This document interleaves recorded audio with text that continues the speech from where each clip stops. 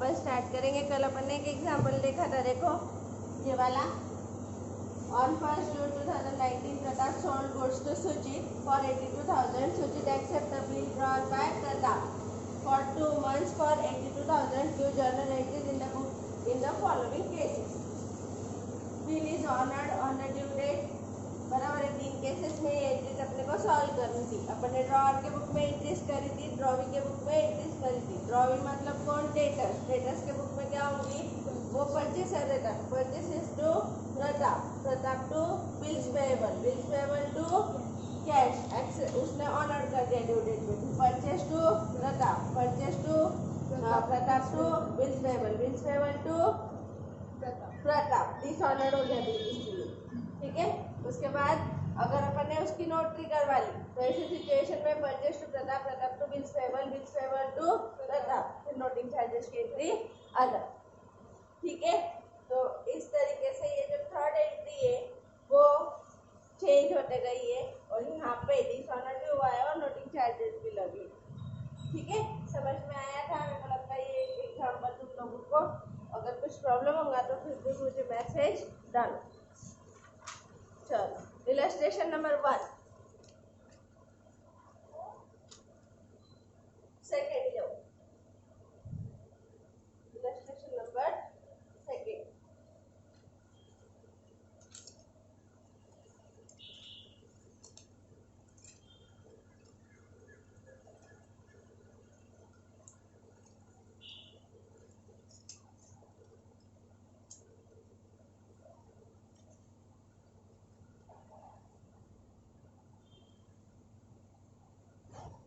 लिखो example. Vijay sold goods to Pritam. मैं भी लिख रही हूँ। B sold goods to B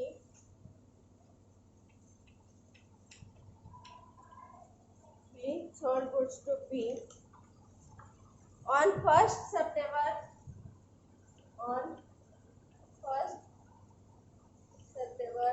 2016 for rupees 1,06,000. Pritam B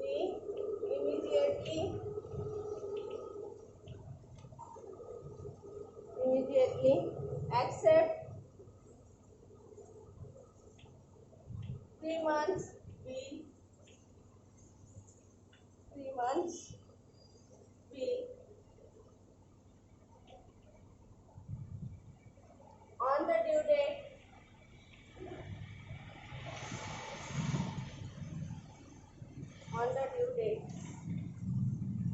we requested that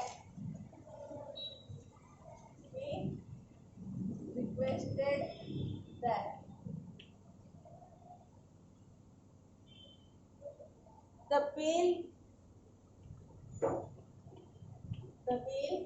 be renewed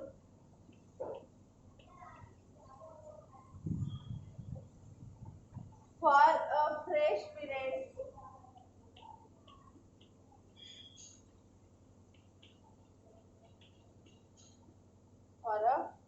period of 2 months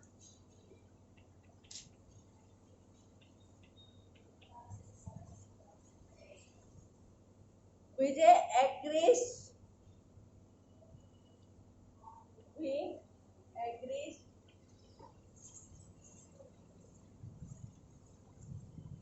provided interest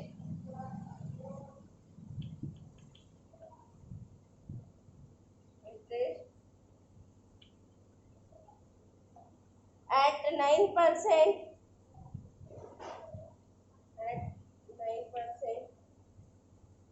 was paid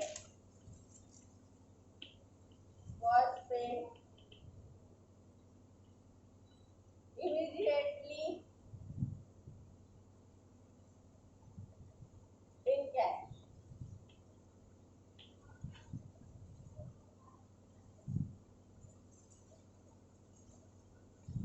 To this we was agreeable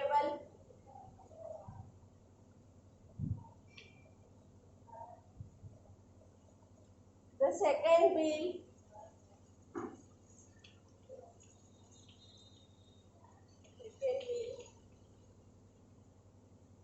was made on due date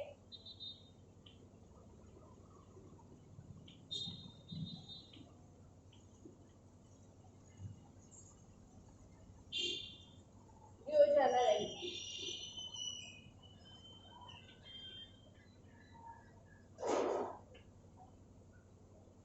ठीक है, in the books both P and B. देखो बोलो, देखो drawer कौन है? विजय। और drawee कौन है?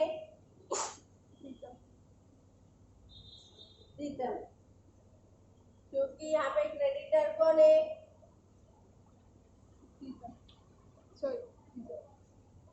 और डेटर कौन है? मतलब ये कौन रहेगा? ड्रॉवी। और ये कौन रहेगा? ड्रॉवर, है ना? तो अगर अपन ने पहले क्वेश्चन को समझ लेते हैं। देखो बिल है, पी ने पहले गुड सोल्ड किया पी को, ठीक है, सेल की एंट्री हुई। पी ने इमीडिएटली बिल एक्सेप्ट किया, चलो बिल रिसीव की एंट्री हुई। उसके बाद जब ड्यू डेट आई फर्स्ट बिल की, तो पी ने उसको शो कर दी इनएबिलिटी टू पे। इनएबिलिटी टू पे मतलब अब उसकी एबिलिटी नहीं है कि वो पे कर सके, ऐसा नहीं बोल दिया तो मतलब ये बिल क्या हो गया? डिसऑनर, ठीक है।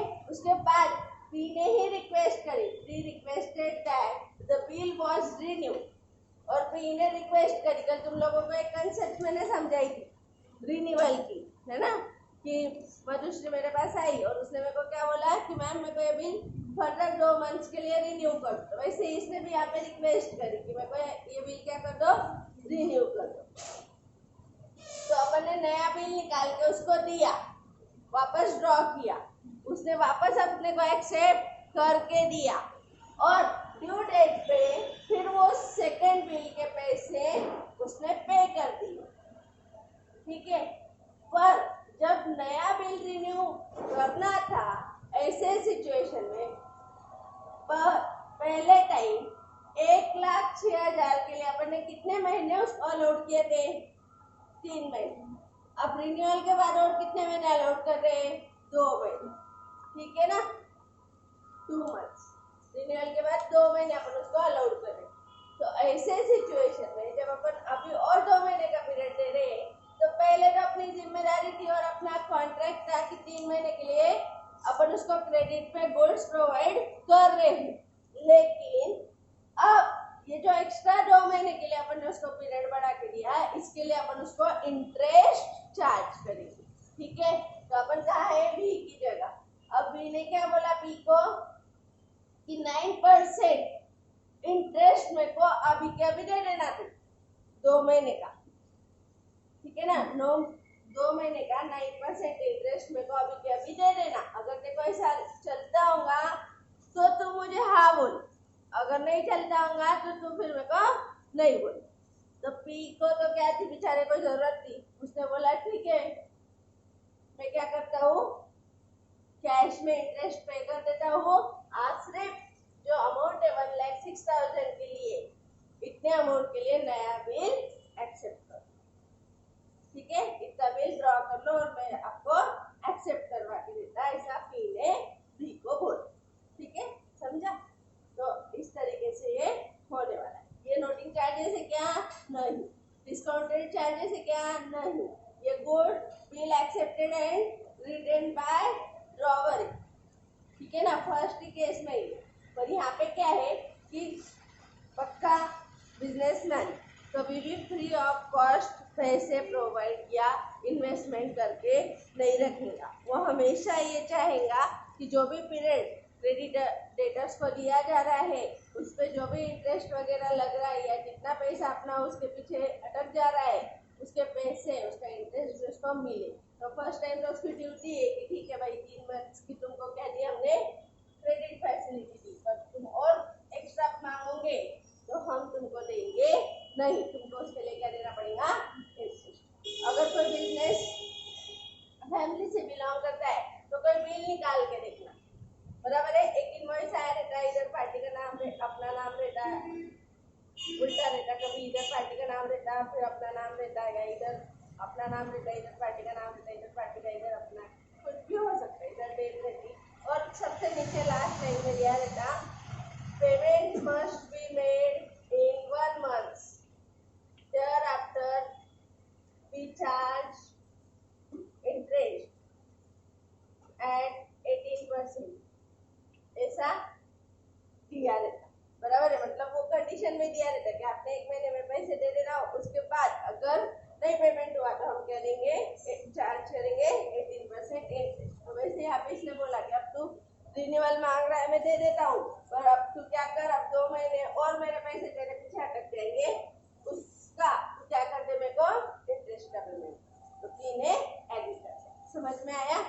ये था अपना एग्जाम्पल। अब अपन पढ़ते एंट्रीज। एंट्रीज तो इजी है, देखो 2-3 बार तुम लोगों को एंट्रीज पढ़नी पड़ेगी, कुछ बड़ी बात नहीं है। ये टॉपिक लगता है बच्चों को बहुत टफ है, पर है नहीं, ठीक है।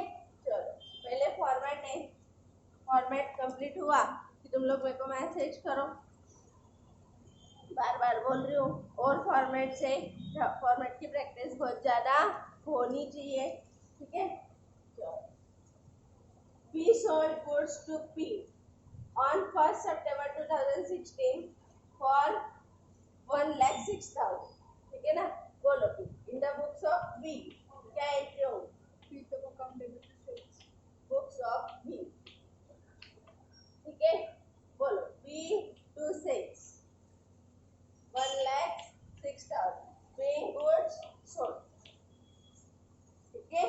उसके बाद क्या एंट्री हो, बिल्स रिसीवेबल, हाँ बिल्स रिसीवेबल एक्सेप्ट करके दिया बी ने, bills receivable to B,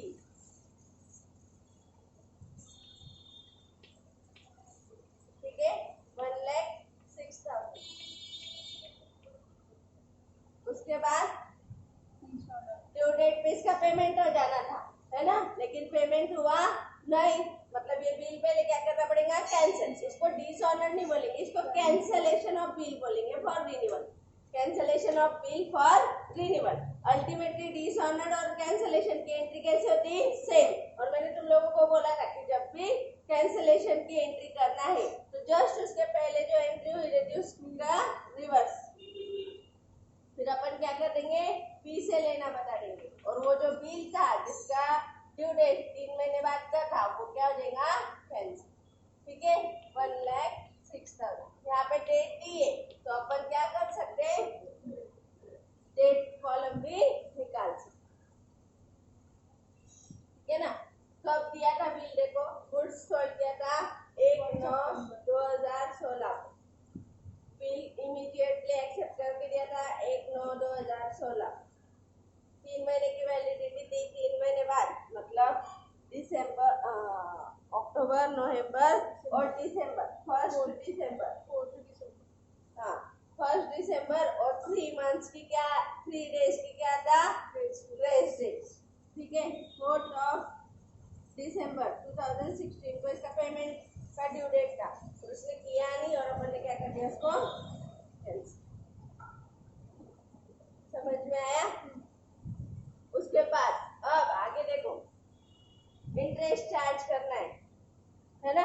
interest charge करो 9%, कितने अमाउंट पे करेंगे, 1,06,000 पे 9% फॉर 2 months, जितना एक्स्ट्रा मंथ्स बढ़ा के दिए उतने के लिए, हाँ नहीं तो पूरे पे चार्ज कर देंगे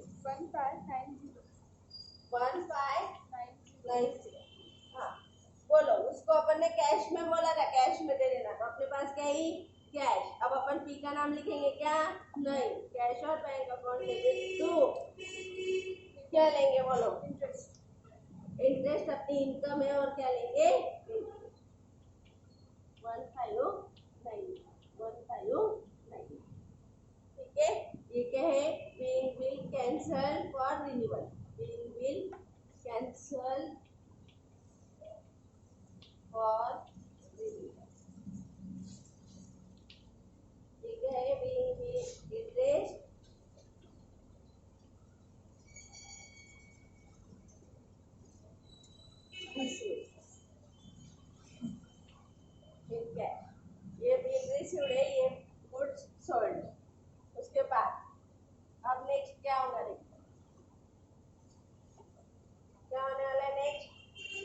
अपन उसी दिन उसको नया बिल ड्रॉ करके देंगे, वो अपने को ड्रॉ करेंगे तो ड्रॉ की एंट्री नहीं होती। चल हो गया। हाँ, अब देखो यहाँ पे दो चीजें हो सकती, कोई बोलेगा कैश टू इंटरेस्ट होना और कोई बोलेगा प्रीतम टू इंटरेस्ट होना। प्रीतम टू इंटरेस्ट किया तो भी चलेगा, प्रीतम टू इंटरेस्ट करेंगे तो एंट्री क्या होगी, यहाँ पे प्रीतम आएगा, प्रीतम टू इंटरेस्ट। अल्टीमेटली क्या है कि अपने को प्रीतम से इंटरेस्ट लेना है, ठीक है। उसके बाद जब पीआर रिसीव्ड होगा तो पीआर कैश तो प्रीतम, ऐसी एंट्री होगी, ठीक है। तो अपन वैसा कर लेते, ऐसा भी किया तो कोई प्रॉब्लम नहीं है, क्योंकि अल्टीमेट प्रीतम का अपन उसको उसके अकाउंट को ट्रांसफर करो फिर उसके अकाउंट को कैंसिल करो, ऐसा करने से अपन ने डायरेक्टली कैश टू इंटरेस्ट अगर कर ली तो अपने को इंटरेस्ट रिसीव हुआ फ्रॉम प्रीतम, अपन नरेशन में एक्स्ट्रा डिटेलिंग कर, ठीक है। तो कर लो।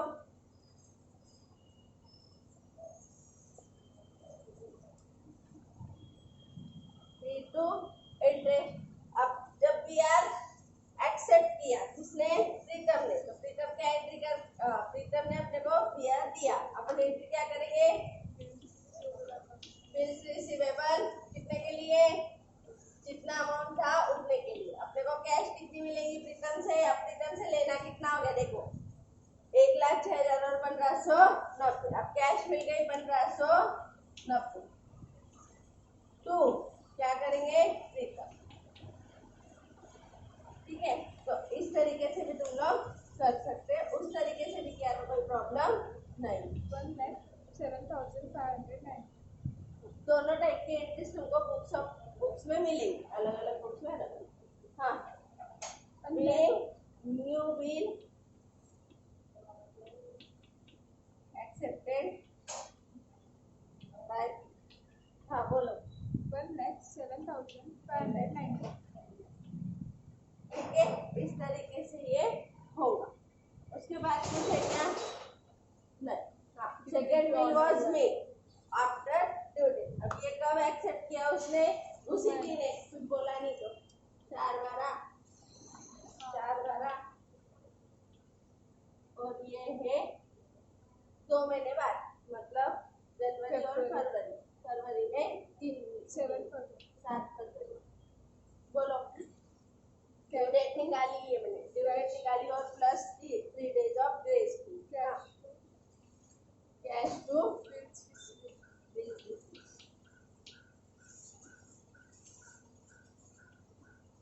बोलो 1,06,000, ठीक है भैया। अपन ने सिर्फ 1,06,000 के लिए एक्सेप्ट करा, इसलिए यही मैंने क्या की थी, वो एंट्री कैश टू ये कर दी थी। यहाँ पे अगर कैश टू इंटरेस्ट की तो गलती से क्या हो सकता, प्रीतम से इतने लेने ऐसा दिख सकता, और एक्चुअली प्रीतम ने इतने तो अभी के अभी दे दिए थे, इसलिए मैंने क्या किया था, कैश टू इंटरेस्ट ऐसे ही कर लिया था ताकि प्रीतम को उसमें झमेला ही ना, ठीक है। बी जॉन,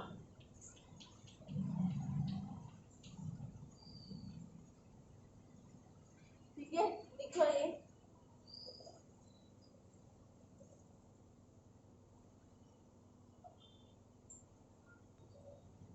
चलो हाँ, बी की बुक की एंट्रीज हो गई क्या, B to sale goods sold, B bills receivable to B, B to B bills receivable cancellation due to renewal, B to interest bills receivable to cash, bills receivable cash to Pritam, cash to bills receivable.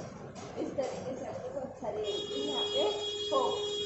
चलो अब अपन कर लेते B के books, P के books के लिए ना,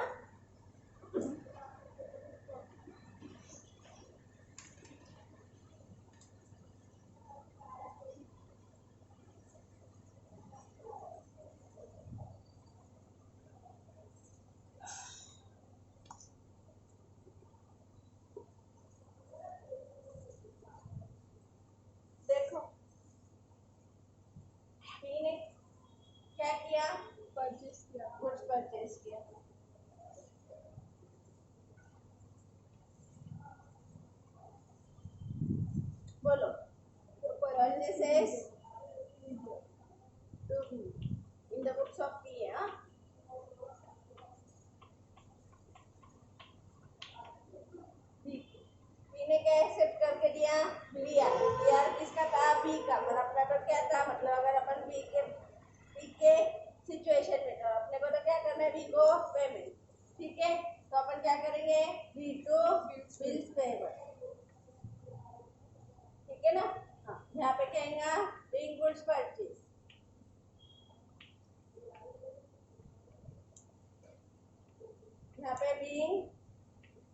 accepted, किसने एक्सेप्ट किया था? इन। ओके नेक्स्ट, अब रिक्वेस्ट पे ये बिल क्या हो गया? कैंसल। वापस बी को क्या देना? ठीक क्या? पैसे, है ना? Big bill cancel,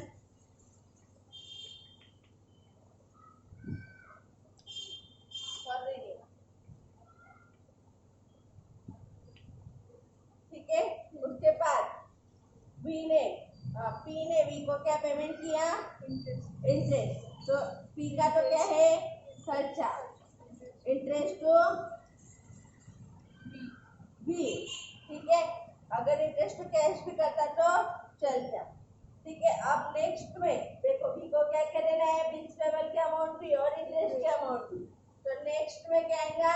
bills payable B to bills payable to cash, ठीक है। देखो यहाँ पे परचेसेस कितने का? 1,06,000 का। वापस देखो, हाँ परचेसेस टू बी वापस 1,06,000। बिल्स एक्सेप्टेड, मतलब बी से लेना देना खत्म। अब देखो बिल्स पेबल से लेना है, पर अब बिल्स पेबल रिक्वेस्ट पे कैंसिल कर दिया अपन, अपने रिक्वेस्ट पे बी ने कैंसिल कर दिया, ओके। और बी के केस में तो अपन ने कैंसिल कर दिया। अब इंटरेस्ट अपना खर्चा है बी का, इसलिए इंटरेस्ट टू बी, इंटरेस्ट या फिर इंटरेस्ट ड्यू टू बी, बराबर है। फॉर रिन्यूअल 1,5, ठीक है। यहाँ पे बी क्या अमाउंट को डाला, इसलिए बी को टोटल लेना कितना है? बी से, बी को कितना लेना है? बी से 1,07,590। बिल्स पेबल कितने का एक्सेप्ट करके दिया? 1,06,000। कैश कितने की दी? 1,590, ठीक है। अब बिल तो बिल मिल गया, या बिल तो पी ने दे दिया। अब ड्यू डेट पे पैसे भी दे देंगे। बिल्स पेबल टू कैश, ये बिल ऑनर की entry in the books of P को बिल्स पेबल मिल जाएगा और पेमेंट हो जाएगा, तो उससे पैसे चले जाएंगे। Being bill honoured, bills payable तुम लोग लिखेंगे नहीं, ठीक है। कुछ कंसेप्ट में प्रॉब्लम होगा तो वापस जाके लेक्चर को रिवाइज कर लेना।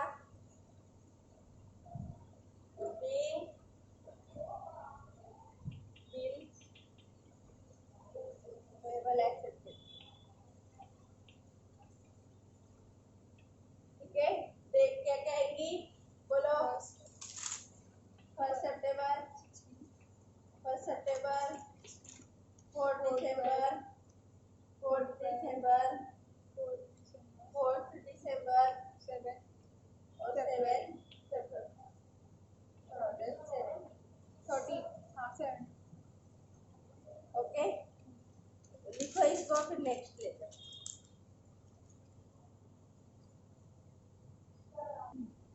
ठीक है। देखो अभी थोड़ा सा और ले लेती। तुम लोगों को मैंने बिल क्या बोलते, बिल रिटेल बाय ड्रॉवर का पैटर्न लिया, बिल डिस्काउंटेड का अपन ने एग्जांपल देखा, उसकी जर्नल एंट्री से, ठीक है। अभी अपन ने कल के दिन फर्स्ट इलस्ट्रेशन सॉल्व किया था, उसमें अपन ने देखा था कि अगर रिटेल करके रखा, ऑन ड्यू डेट ऑनर हो गया, ऑन ड्यू डेट ऑनर नहीं हुआ और नोटिंग चार्जेस पेड किए तो क्या होता। अभी अपन ने एक एग्जांपल लिया पी और बी का, जिसमें रिन्यूअल देखा। कल मैंने वैसे तो रिन्यूअल समझाया था, पर कुछ एंट्रीज उसमें होती क्योंकि थोड़ा कंफ्यूजन भी क्रिएट कर सकते हो। जो इंटरेस्ट है, ये इंटरेस्ट भी देने के 3 ऑप्शन, क्या क्या ऑप्शन है? एक तो अपन ने अभी देखा, जिससे पूरे पैसे कैसे दे दिए? कैश में, बराबर है। ड्रॉवी ने ड्रॉवर को पूरे पैसे कैसे दे दिए? कैश में। क्या होता, कभी कभी ड्रॉवर ये ऑप्शन देता है या ड्रॉवी ऐसी रिक्वेस्ट करता कि मैं 50% इंटरेस्ट अभी दूंगा, 50% इंटरेस्ट ये नए बिल के अमाउंट में ऐड कर दीजिए। या तो रिक्वेस्ट करता कि जिस दिन मैं नए बिल के अमाउंट पे करूंगा उसी दिन इसका भी इंटरेस्ट दूंगा, बराबर है। मतलब इंटरेस्ट पेड कितने तरीके से हो सकता है, इंटरेस्ट इमीडिएटली पेड आया तो cash, immediately paid in cash, ठीक है। सेकेंड ऑप्शन क्या है, interest half immediately paid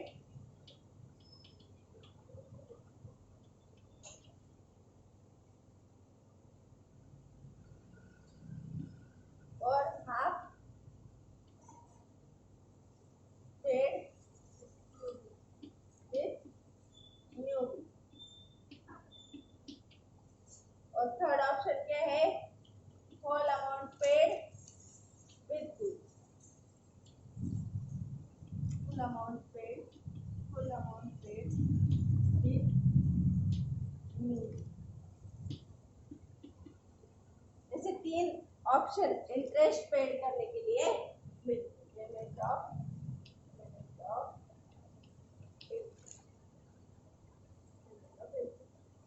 first option, second option, third option.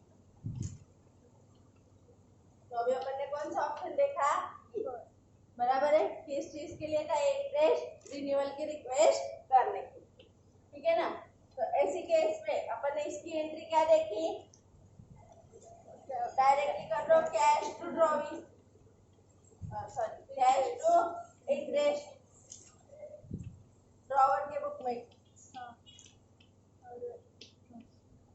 Directly cash मिल गई, किससे मिल गई, ड्रॉवी से, पर किस चीज के लिए मिली, इंटरेस्ट के लिए, इसलिए कैश टू इंटरेस्ट। या फिर क्या करो, उसके नाम पे पहले क्या बताओ, ड्यू बताओ, है ना।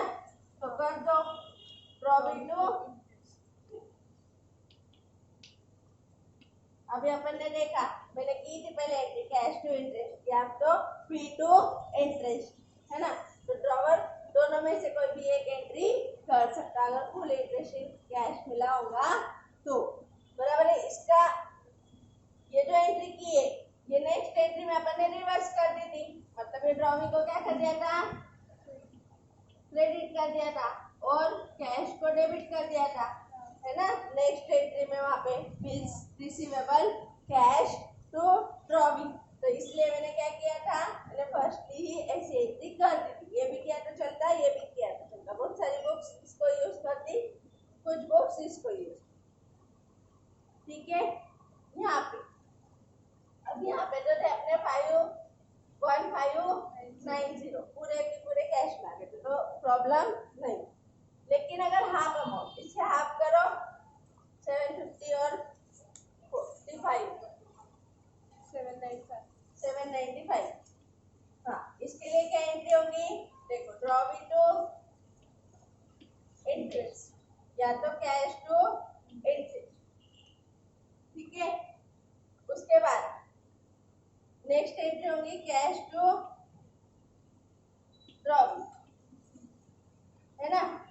एक तो ये एंट्री कर लो या तो ये दो एंट्रीज कर लो, ये इसका कंबाइन है, ठीक है। ये किस चीज के लिए, इमीडिएटली पेड इन कैश के लिए। लेकिन अगर बिल के साथ देना है तो ऐसे सिचुएशन में ये जो 795 है ये उस एग्जांपल में जो अपना इससे जस्ट पहले वाला था वहां पे पेमेंट कितना था, 1,06,000, उसमें ये ऐड हो जाता था और नया बिल इतने अमाउंट के लिए एक्सेप्ट होता था 106795 के लिए, बराबर। फिर वहां पे सिर्फ ड्यू की एंट्री होती थी, ड्रॉवी टू इंटरेस्ट, और जब बिल्स पेएबल अपने पास, बिल्स रिसीवेबल अपने पास आता था तो बिल्स रिसीवेबल टू ड्रॉवी करते वक्त ये पूरी अमाउंट आती थी,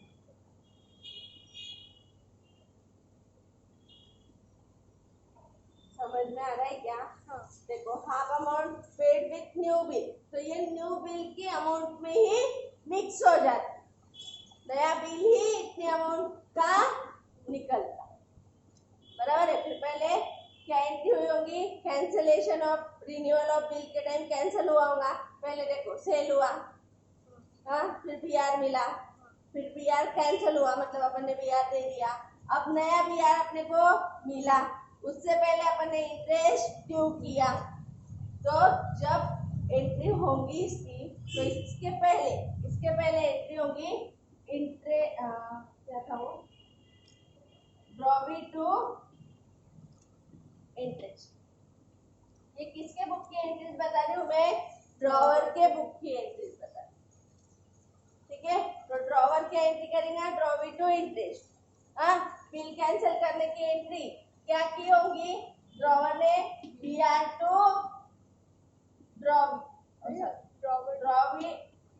टू BR ये कैंसिलेशन किए, वो रिसीव किए। ठीक है ना, पहले सेल की एंट्री ड्रॉवी टू सेल, फिर BR मिलने की एंट्री BR टू ड्रॉवी, फिर BR कैंसिल करने की entry drawee to BR for renewal, है ना।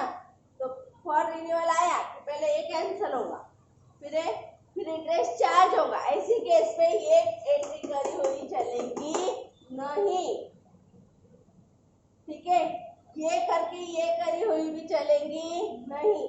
ये करके मतलब पहले BR कैंसिल होगा, फिर इंटरेस्ट चार्ज होगा और दोनों को कॉम्बिनेशन के साथ नया BR ड्रॉ होगा और एक्सेप्ट करके मिलेगा। ठीक है, तो यहाँ पे 16795 इस तरीके से। ठीक है, तो एक एंट्री तो अपन इमीडिएटली कर सकते। देखो वापस बता, ऐसी केस में क्या होगा, ये थोड़ा कंफ्यूजन वाला पार्ट है। इंटरेस्ट चार्ज किया मैडम अपन ने ड्रॉवी टू इंटरेस्ट, मतलब अपने एग्जांपल में था P2 इंटरेस्ट, है ना। सही है कि गलत है, 1590। अब अपने को 50% कैश इमीडिएटली मिल गए, तो अपन क्या कर देंगे, कैश टू P। और जो 50% नहीं मिली उसके लिए एंट्री क्या करेंगे, BR टू P, और BR में क्या कहेगा 1,06,000 प्लस 795। फिर यहाँ पे तुम लोगों को इंटरेस्ट वगैरह कुछ भी लिखने के लिए ऑप्शन नहीं होगा, ये तुम लोगों को ध्यान में रखना पड़ेगा। ठीक है, ऐसी चीज ये होगी। इंटरेस्ट पूरा ड्यू है, देखो ड्यू तो करना ही है अपने को, यहाँ भी ड्यू करना है, यहाँ भी ड्यू करना है, पर जितनी मिल गई उसके लिए कैश टू P करना है 795, और जितनी मिली नहीं वो किसके साथ मिलेंगे, बिल के साथ, इसलिए ठीक है, उससे इजी तो ये वाला था। ये यहाँ पे क्या है, डायरेक्टली फुल अमाउंट क्या के साथ मिलेगी, तो अपन ने पहले बिल कैंसिल किया ड्रॉवी टू BR, मतलब अपने क्या था वहाँ पे P2 BR 1,06,000 कैंसिलेशन की एंट्री की थी अपन ने, देखो थर्ड नंबर की एंट्री।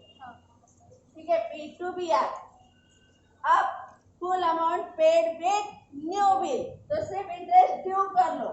ड्यू की एंट्री P2 इंटरेस्ट, ड्यू करना मतलब क्या, उससे लेना बताना, मिला नहीं। ठीक है, तो P2 इंटरेस्ट 50,1590। ठीक है, अब नया बिल कितने का एक्सेप्ट करके मिलेगा, फिर अपने को इन दोनों का टोटल 1,07,590 टू P 1,07,590।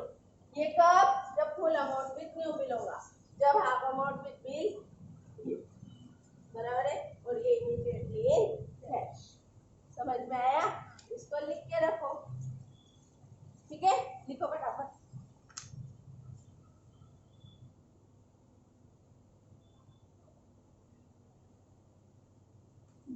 ठीक है, ये जो इंटरेस्ट का था ये वापस एक बार देखना, आगे वापस आएगा रिन्यूअल की एंट्रीज वगैरह में लिखवा के दूंगी, तो ये एग्जांपल में रिन्यूअल था इसलिए मैंने ले लिया, वरना मैं पूरी एंट्रीज वापस रिन्यूअल की लिखवा के दूंगी। ठीक है, discount of bill of exchange, है ना। अपन ने देखा था बैंक के पास भी बिल अपन क्या कर सकते हैं, डिस्काउंटेड कर सकते, तो ऐसे केसेस में एंट्री कैसे होगी।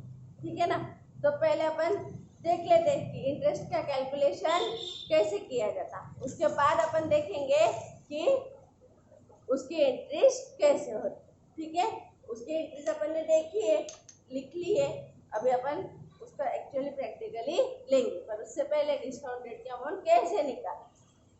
तो देखो, जब किसी पर्सन ने बिल निकाला, 3 मंथ्स के लिए बिल निकाला, है ना, बिल फॉर बिल्स रिसीवेबल मेरे पास आया फॉर 3 मंथ्स।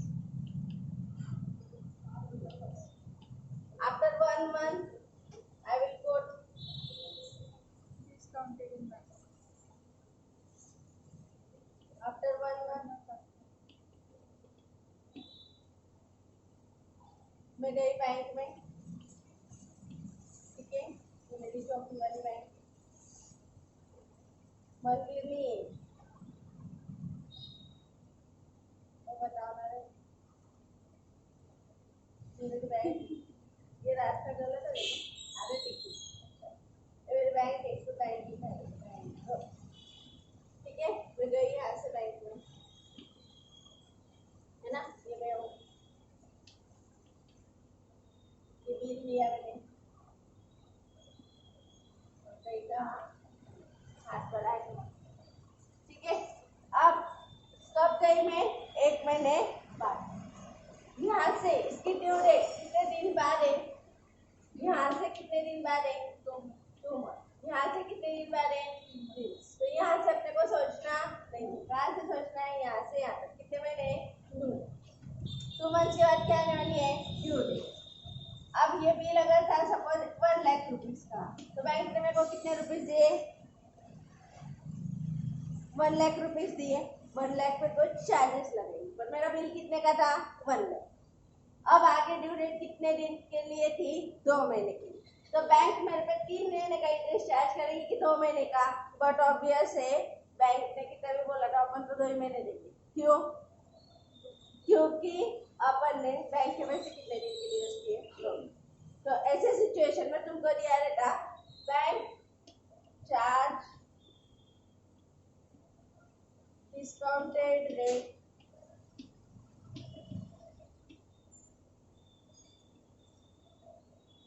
एट 5% या जो भी कुछ होगा 5%, ठीक है। तो ऐसे सिचुएशन में मैं क्या करूंगी, 1 लाख रुपीज 5% फॉर 2 months, ठीक है, करो,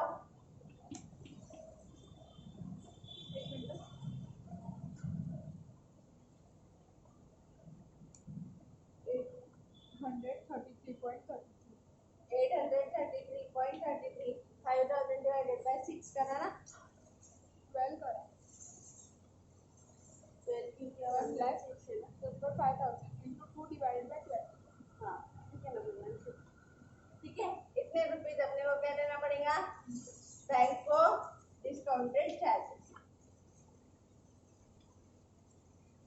तो बैंक के पास क्या ऑप्शन रहता, बैंक अपने को 1 लाख रुपीज का पेमेंट करने के अलावा कितने का पेमेंट करेंगे, 99,167 का पेमेंट करेंगे, 833.33 खुद के पास रखेंगे, ठीक है। तो ऐसा ये क्या है, डिस्काउंटिंग चार्ज, ठीक है, लिख लो इसको, फिर लेते आगे।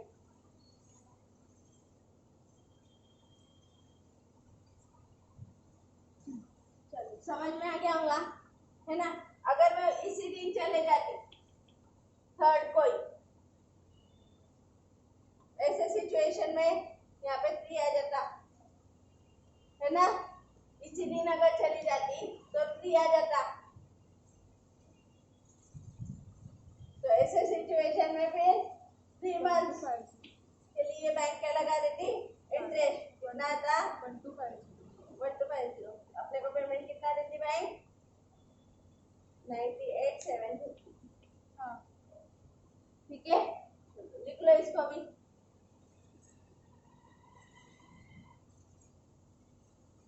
ठीक है। चलो लिखो फिर एग्जांपल, अपन डिस्काउंट निकाल के देखते कुछ एग्जांपल्स का। Rahul draws a bill on Atul, Rahul draws a bill on Atul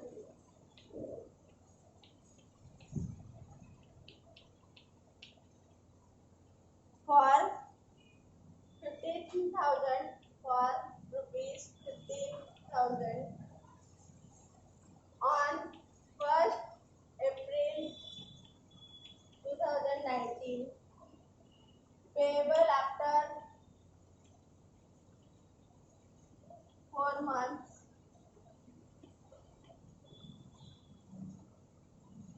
calculate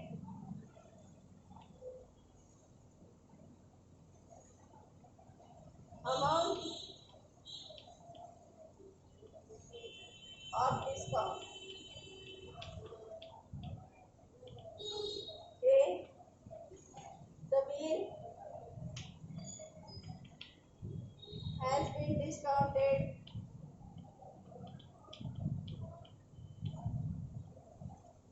at the rate 10% per annum on 1st April 2009. Okay,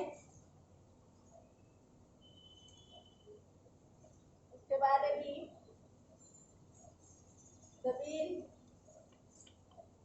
has been discounted at 10% per annum on 1st June 2009. देखो बिल कितने months के लिए था? 4 मंथ्स के लिए. Bill discounted कब किया? 1 अप्रैल को, मतलब जिस दिन एक्सेप्ट होके मिला उसी दिन अपन ने डिस्काउंट किया. तो इंटरेस्ट कितना लगेगा? फॉर 4 मंथ, है ना. और ये बिल कब डिस्काउंट किया? अगर सेकंड सिचुएशन ये, अगर बिल अपन ने 1 जून को डिस्काउंटेड किया तो कितने महीने के लिए? 2 मंथ्स के लिए, है ना. जून, अप्रैल और मई गया, जून और जुलाई, है ना. 4 मंथ्स का से कहाँ तक आएंगे? अप्रैल, मई, जून, जुलाई. ना अप्रैल में किया तो 4 महीने का डिस्काउंटेड इंटरेस्ट लगेगा. इसको मैं इंटरेस्ट क्यों वर्ड यूज कर रही हूँ पता है क्या? क्योंकि मैंने कल भी तुम लोगों को बताया था कि बैंक जो भी इंटरेस्ट जो भी डिस्काउंटेड चार्जेस लगाती है शॉर्टली क्या रहता? इंटरेस्ट ही रहता है. सही है. तो इस वजह से यहाँ पे 4 मंथ्स का क्या आएगा? Discounted charges. और ये कितने का आएगा? 2 मंथ्स का डिस्काउंटेड चार्जेस आएगा. तो चलो कैलकुलेट करो. चलो तो क्या करेंगे? 15,000, है ना. 15,000 को 4 मंथ्स का इंटरेस्ट लेना है. रेट ऑफ परसेंटेज दिए क्या? हाँ 10%. 10% दिए. 10/100 इंटू 4/12 करो. 0,000 500 रुपीज. डिस्काउंटेड चार्जेस बैंक अपने को फर्स्ट केस में लगाएंगे फॉर 4 मंथ्स, है ना. और सेकंड केस में 15,000 इंटू 10/100 इंटू 2/12. देखो अपन बिजनेसमैन है और कभी भी अपन इंटरेस्ट एक्स्ट्रा पे नहीं करेंगे. बैंक के पैसे अपन 4 महीने यूज कर रहे हैं, 4 महीने का इंटरेस्ट देंगे. 2 महीने यूज कर रहे हैं, 2 महीने का इंटरेस्ट देंगे. इसलिए बैंक भी होशियार है, बैंक भी चार्जेस ज्यादा लगाती नहीं. ठीक है, चलो बोलो. 250. ठीक है, लिखो इसको.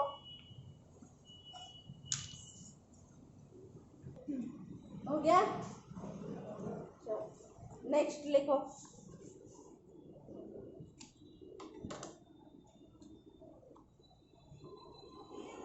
Shivam draws a bill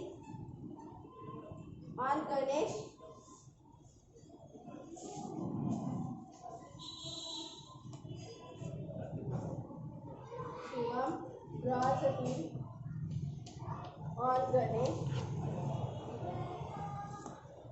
for rupees 21,900 on 15th May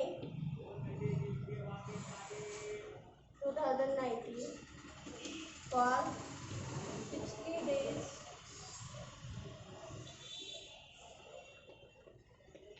he discounts the bill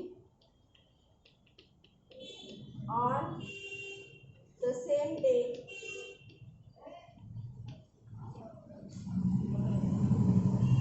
with his bank at 8% per annum. Calculate amount of discount. देखो कितने दिन के लिए बिल ड्रॉ किए हैं? 60 डेज, है ना. और सेम डे उसने क्या किया है? बैंक में डिस्काउंट किया है. चलो अब यहाँ पे मंथ ले लेते हैं, अब डेज ले लेना. चलो बोलो. इंटू कितने परसेंट है 8/100 इंटू 60/65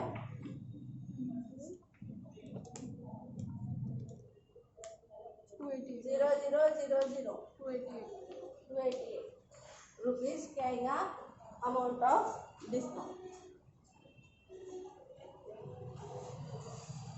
ठीक है, ये था क्वेश्चन 2 डिस्काउंट. क्वेश्चन 3 लिखते. We draws a bill on S for 25,620 for rupees 25,620 on 1st March 2020 for 90 days. He discount the bill on same day. Calculate discount. बोलो बोलो फटाफट. 25620 इंटू परसेंटेज नहीं दी है.